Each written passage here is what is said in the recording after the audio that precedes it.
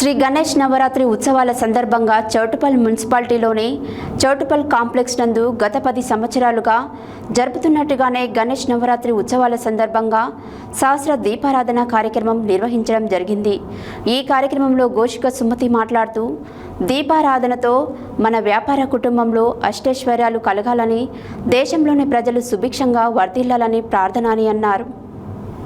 శ్రీ గణేష్ నవరాత్రి ఉత్సవాల సందర్భంగా చౌటుప్పల్ మున్సిపాలిటీలోని చౌటుప్పల్ కాంప్లెక్స్ నందు గత 10 సంవత్సరాలుగా జరుపుతున్నట్టుగానే గణేష్ నవరాత్రి ఉత్సవాల సందర్భంగా సహస్ర దీపారాధన కార్యక్రమం నిర్వహించడం జరిగింది.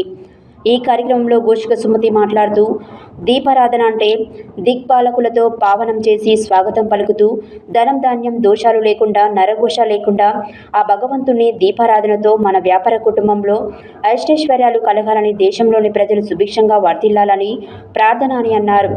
దీపం జ్యోతి పరబ్రహ్మం, దీపం సర్వతోపహ, దీపేన సాధ్యత సర్వం, సంధ్యాయ దీపం నమోస్తుతే అని అన్నారు. దీపకాంతి అంధకారాన్ని ప్రాళదోలుతుందని, దీపం అంటే భగవంతుడితో సమానమని అన్నారు. అనంతరం మహిళా భక్తులచే మహా నైవేద్య ప్రసాద వితరణ చేయడం జరిగింది.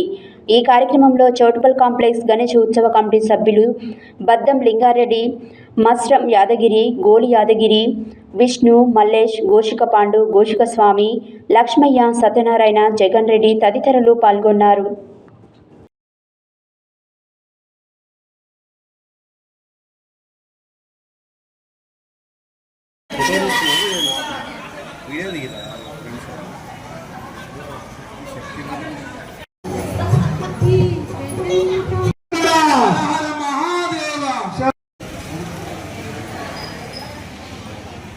పద్దెనిమిది రోజుల మహాభారత యుద్ధము, 18 యొక్క పురాణాలు, అలాగే అక్షయ సంఖ్య కూడా కలిపినప్పుడైతే 9 రావడం జరుగుతుంది. అలాంటి నవమ ఆ యొక్క సంఖ్యను విశేషించి ఈరోజు మనం స్వామివారి ముందు ఈ యొక్క కార్యక్రమాన్ని నిర్వహించుకోవడము మనందరికీ కూడా ఎంతో పూర్వజన్మ సుకృతంగా భావిస్తూ కాసేపట్లో స్వామివారి పూజ అనంతరం ఈ యొక్క జ్యోతి ప్రకాశ కార్యక్రమాన్ని మనందరం కూడా నిర్వహించుకుందామని తెలియజేస్తూ,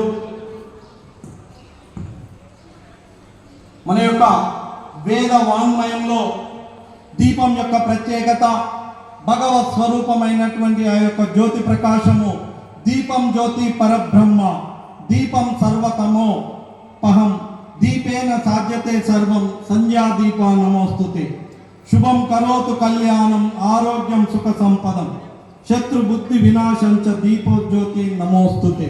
అలాంటి పరమ పవిత్రమైనటువంటి ఆ యొక్క జ్యోతి ప్రకాశ కార్యక్రమాన్ని